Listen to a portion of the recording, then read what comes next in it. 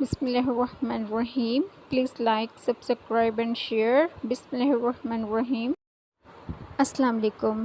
میری آپ سبھی سے التجا ہے کہ ایک مرتبہ درود ابراہیمی پڑھ لیجیے گا. بسم اللہ الرحمن الرحیم. اللہم صلی علی محمد وعلی آل محمد کما صلیت علی ابراہیم وعلی آل ابراہیم انک حمید مجید. اللہم بارک علی محمد وعلی آل محمد کما بارکت علی ابراہیم وعلی آل ابراہیم انک حمید مجید. جزاک اللہ خیر. بسم اللہ الرحمن الرحیم. رسول اللہ صلی اللہ علیہ وآلہ وسلم نے فرمایا، جب تم ماہ ذی الحجہ کا چاند دیکھ لو اور تم میں سے کسی کا قربانی کرنے کا ارادہ ہو تو اسے چاہیے کہ وہ جانور ذبح کرنے تک نہ اپنے جسم کے بال کاٹے اور نہ ہی ناخن تراشے. امام جعفر صادق علیہ السلام سے پوچھا گیا، کیا یہودی و عیسائی طبیب ڈاکٹر کی طرف رجوع کرنا ٹھیک ہے؟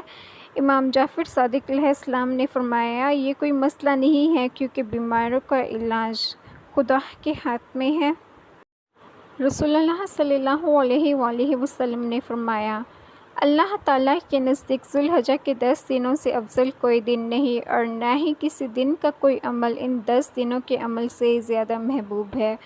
تم ان 10 دنوں میں کثرت سے لا الہ الا اللہ واللہ اکبر اور الحمدللہ کا ذکر کیا کرو. اللہ تعالیٰ کسی جان کو اس کی طاقت سے زیادہ تکلیف نہیں دیتا. آمین. جزاک اللہ خیر.